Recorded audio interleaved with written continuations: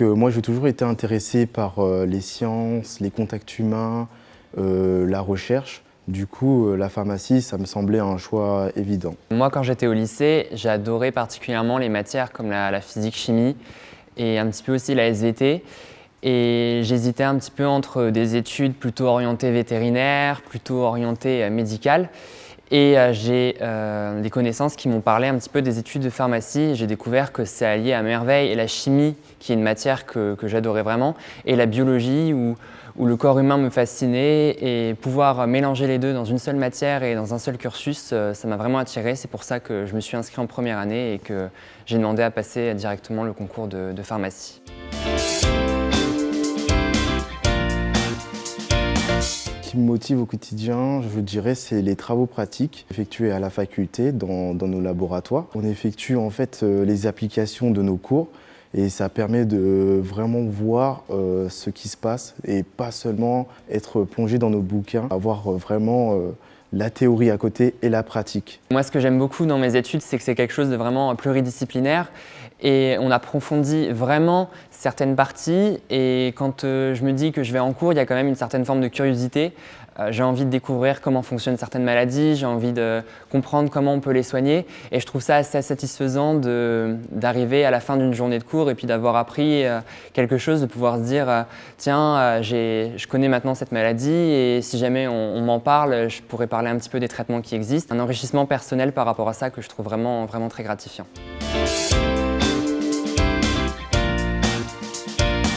Nos cours, c'est principalement du coup en troisième année. Donc en deuxième année, vous verrez, c'est pas très concret, mais en troisième année, ça devient beaucoup plus concret. Donc on va faire, comme on est dans un cursus pharmaceutique, donc les études du médicament. Donc on va voir les différentes indications du médicament, les contre-indications, les effets indésirables. On va faire beaucoup aussi de chimie organique, c'est-à-dire qu'on va étudier comment une molécule va être créée. C'est-à-dire par exemple, on va partir d'une molécule de paracétamol, on va essayer de chercher tous les mécanismes réactionnels pour arriver au paracétamol. Donc ça peut être très intéressant par exemple dans la filière industrie où on peut voir que pourquoi on arrive à certains, on dit impuretés, parce qu'on a fait tel mécanisme ou tel mécanisme, donc c'est très intéressant. En pharmacie, il y a bien sûr énormément de chimie. On apprend à passer de la molécule la plus simple à la plus compliquée pour des médicaments. Mais on voit aussi énormément de physiologie, physiopathologie. Donc on va voir comment le corps fonctionne, qu'est-ce qui se passe au cours des maladies, pourquoi on va avoir tel symptôme. Et à chaque maladie, on va y associer les traitements. On va détailler les traitements actuels qu'on utilise régulièrement, que les médecins sont amenés à prescrire. Et on va voir aussi les potentielles innovations qui vont arriver par la suite. Par exemple, en troisième année, on a une matière qui s'appelle système nerveux central. Et dans cette matière, on va détailler tout un tas de maladies du système nerveux, par exemple la maladie de Parkinson, la dépression, les formes d'anxiété. Et à chaque fois, on va voir pourquoi ces maladies se produisent, qu'est-ce qui peut amener à leur diagnostic et surtout tous les traitements qui existent, qui sont utilisés.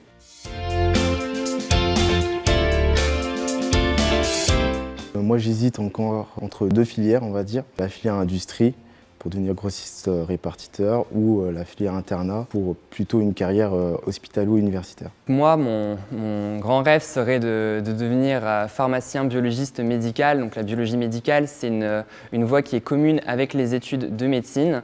Et ça consiste en l'étude des différents échantillons biologiques qui peuvent être ramenés à partir des patients, donc que ce soit le sang ou les urines, pour participer au diagnostic de maladies, que ce soit des maladies du sang, comme par exemple la drépanocytose qu'on étudie dès le lycée, ou encore des maladies infectieuses, des infections bactériennes, virales, ou par exemple des problèmes de cholestérol, tout ça.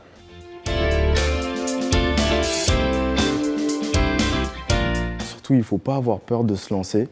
Donc, je sais que nombreux d'entre vous veulent peut-être faire préparateur en pharmacie parce que c'est beaucoup plus court.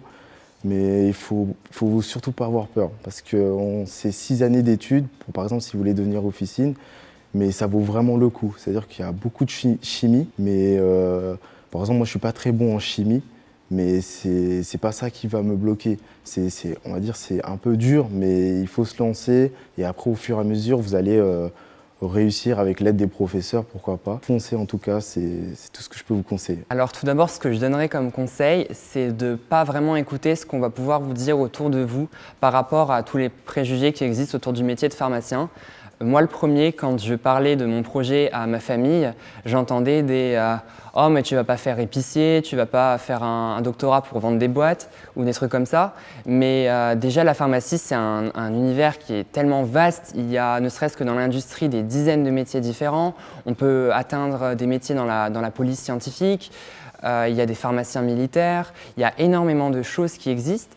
Et si on prend par exemple, pour y revenir, le pharmacien à l'officine, celui auprès duquel on va chercher ses médicaments, il ne fait pas que vendre à chaque fois qu'il reçoit une prescription d'un médecin, il va l'analyser, il va observer, il va essayer de corriger les éventuelles erreurs du médecin. Il y a toute une démarche active derrière, c'est pas simplement tenir à une épicerie, c'est énormément de savoir mis en application tous les jours.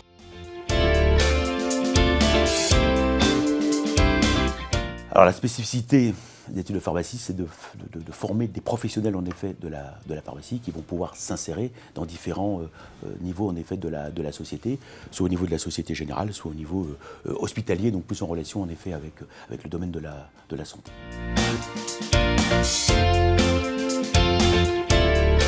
Il y a plusieurs métiers auxquels préparent les études de pharmacie. Celui qui est le plus connu, c'est celui en effet du métier officinal. Que je pense que la grande majorité des citoyens connaissent bien. Mais il y a deux autres métiers en effet qui sont également importants et dans lesquels le pharmacien a un rôle essentiel. Ce sont les métiers de l'industrie pharmaceutique. Le pharmacien a un rôle essentiel à toutes les étapes de ce qu'on appelle le cycle de vie du médicament, qui est l'ensemble des étapes entre le moment en effet où on identifie une molécule à effet thérapeutique et celui en effet où on va être capable en effet de l'utiliser à des fins thérapeutiques.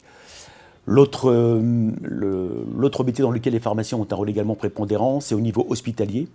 Et là, il y a deux grands types de métiers qui sont les métiers qui sont en lien avec la biologie médicale et les métiers qui sont en lien en effet avec la pharmacie hospitalière. Où là également, le pharmacien, au contact des équipes médicales, au contact du patient, a un rôle également essentiel. Ils sont attirants parce que dans le cadre d'une société où l'on est capable de proposer en effet une proposition thérapeutique en effet de qualité, le rôle du pharmacien est essentiel parce que c'est le spécialiste en effet du médicament.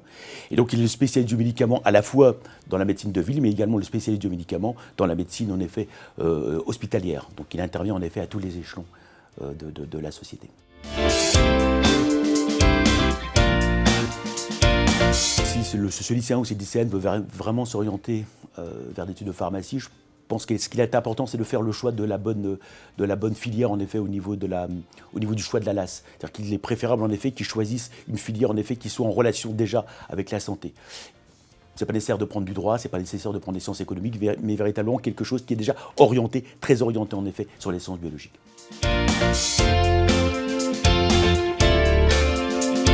Il est possible de changer de cursus. Alors bien évidemment, quand une personne aura exercé 15 ans d'activité en industrie, il a pu perdre en effet le contact avec certains médicaments, donc il y aura une nécessité de remise à niveau pendant un minimum en effet de 6 mois en officine pour qu'il puisse à nouveau exercer son activité en officine.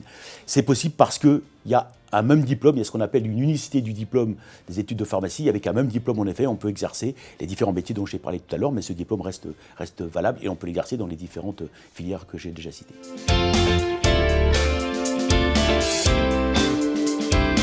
C'est en effet possible, il existe ce qu'on appelle des systèmes de passerelles, c'est-à-dire qu'un étudiant qui a fait des études d'infirmier ou qui a fait d'autres types d'études peut en effet prétendre en effet à rentrer en deuxième ou en troisième année de pharmacie en fonction du parcours qu'il aura pu avoir dans une autre filière. Alors pour autant, ce n'est pas la voie essentielle puisque le nombre de places en effet qui sont autorisées en passerelle est relativement limité. Mais c'est en effet une possibilité que tous les ans en effet on offre en effet à un certain nombre d'étudiants.